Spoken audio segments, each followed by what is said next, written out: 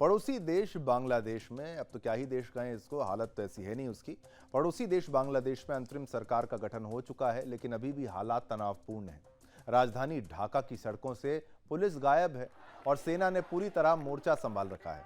बांग्लादेश में हिंदू समुदाय मंदिरों पर हमले के विरोध में, आप देखिए, लगातार विरोध प्रदर्शन कर रहा है कि भाई हमारी भी सुनो। अब चुपचाप नहीं बैठा हिंदू कहीं पर भी। भारत में भी विरोध हो रहा है तो बांग्लादेश में भी हिंदू विरोध कर रहा है, सड़कों पर उतरा है।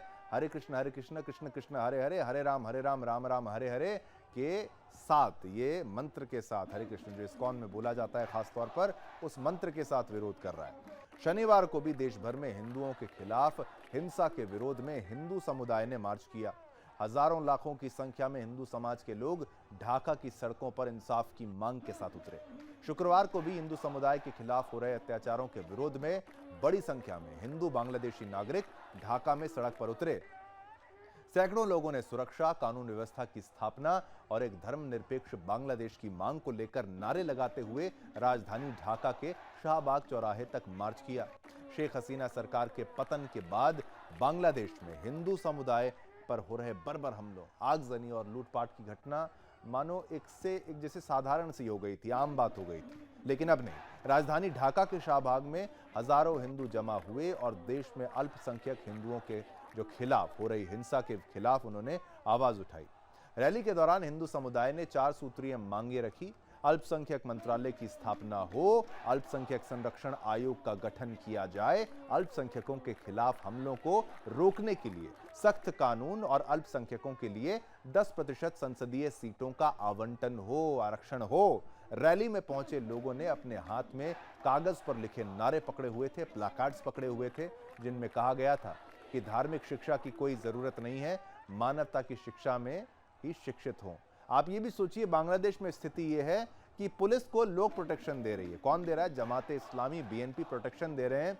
वो ये सुनिश्चित कर रहे हैं कि वहां पर पुलिस पर हमले ना हो जाएं, वहां पर जजों पर हमले ना हो जाएं। तो बीएनपी, जमाते इस्लामी हाईवे का नाम बदल रहे हैं। अब उनके जो राष्ट्रपिता कहा जाता है, उनके father of the nation Mujibur Rahman के नाम से जो हाईवे था, एक्सप्रेसवे था, उसका नाम बदल दिया गया है जमात इस्लामी के द्वारा।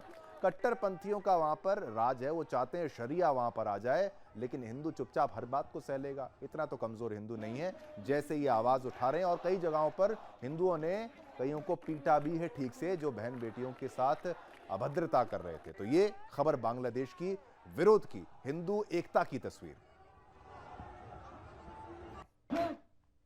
तो आपने देखा, हिंदू जागे हैं और बांग्लादेश में उन्होंने आवाज उठाई है। लेकिन ये कुछ यूट्यूबर, कुछ फैक्ट चेकर कभी नहीं दिखाएंगे, क्योंकि वो ऐसी खबर देखते हैं तो देख के सो जाते हैं। उन्हें पता है कि हमें झूठा प्रोपेगेंडा करना है, वहीं से उनके पैसे आते हैं, उन्हीं से रोटी चलती है उनकी। ये बांग्लादेश की खबर जो है ये और महत्वपूर्ण है। बांग्लादेश में प्रधानमंत्री शेख हसीना का तख्ता पलट होने के बाद प्रदर्शनकारी छात्रों के वेश में कट्टरपंथियों ने अब सर्वोच्च न्यायालय को निशाना बनाया है। प्रदर्शनकारियों ने शनिवार 10 अगस्त 2024 की सुबह सुप्रीम कोर्ट को घेर लिया। सोचिए, सुप्रीम कोर्ट को सुरक्षा चाहिए होगी, उनको घेर लिया इन कट्टरपंथियों ने, और मुख्य न्यायाधीश सहित सभी न्यायाधीशों से इस्तीफे की मांग की। भाई इस्तीफा दो। कहा जा रहा है कि मुख्य न्यायाधीश सहित सभी जज कोर्ट से भाग गए, भागना पड़ा, जज भाग रहे हैं, सोचिए, जो इंसाफ देते हैं। दरअसल शेख हसीना के जो उन्होंने इस्तीफा दिया था, भारत चले जाने के बाद नोबेल पुरस्कार विजेता मोहम्मद यूनुस के नेतृत्व में बांग्लादेश में एक अंतरिम सरकार का गठन किया गया है।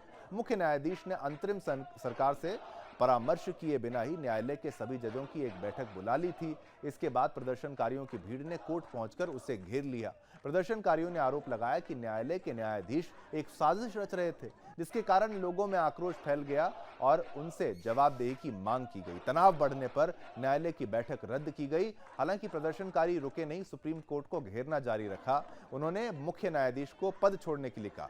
सोचिए, ये वही मुख्य न्यायाधीश है, वही जज है, वही कोर्ट है जो शेख हसीना को कह रहे थे कि भाई तुम वापस आओ बांग्लादेश, अब तुम्हारे ऊपर कार्रवाई होगी। भारत से वापस मांग रहे थे। तो ये जो कट्टरपंथियों का जज साथ दे रहे थे, चीफ जस्टिस साथ दे रहा था, सुप्रीम कोर्ट साथ दे रही थी, उसी सुप्रीम कोर्ट के जजों को बाहर का रास्ता दिखा दिया यहां की कट्टरपंथी सोच ने। किसी के सगे नहीं होते, किसी के सगे नहीं होते ये कट्टरपंथी। और ये एक बहुत बड़ा उदाहरण है कि बांग्लादेश में मुख्य न्यायाधीश को भी कहा है टाटा बाय बाय, अब आप निकलिए, अब आपकी नहीं चलेगी, हम कट्टरपंथी शरिया लाएंगे।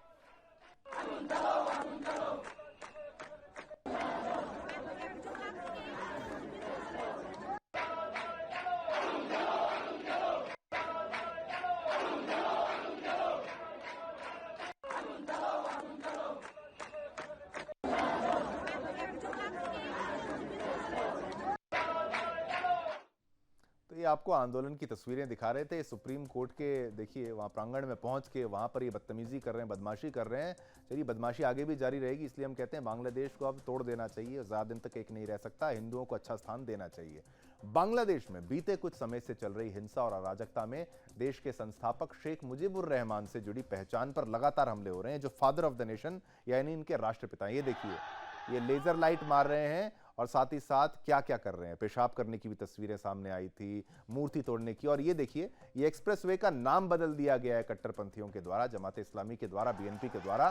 शेख मुजीब की मूर्तियां तोड़ी गई और सार्वजनिक स्थानों पर लगी नेम प्लेट हटाई जा रही है, अस्तित्व वजूद मिटाया जा रहा है। नया घटनाक्रम मुंशीगंज में हुआ है, जहां शेख मुजीबुर की रहमान की जो नेम प्लेट तोड़ी गई। मदरसे के सैकड़ों छात्रों ने मुंशीगंज में धलेश्वरी टोल प्लाजा पर से वो पट्टिका हटा दी जिस पर राष्ट्रपिता, जो उनके राष्ट्रपिता है, बंग बंधु शेख मुजीबुर रहमान एक्सप्रेसवे लिखा हुआ था। सोचिए, जिनको राष्ट्रपिता इनको पढ़ाया गया होगा, सिखाया गया होगा, उनकी मूर्ति, उनका नाम मिटा रहे हैं ये।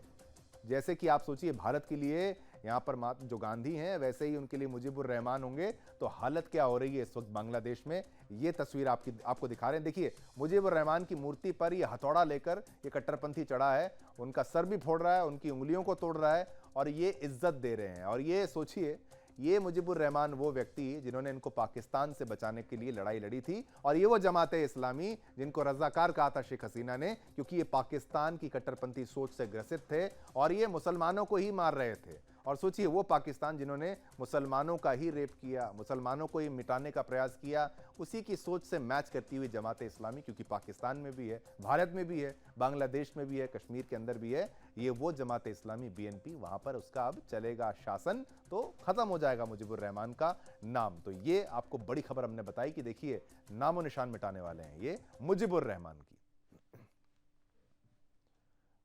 जो परेशानी है वो केवल बांग्लादेश में ही नहीं है, एक और बड़ी खबर आपको बता दें और जरा ध्यान से सुनिएगा।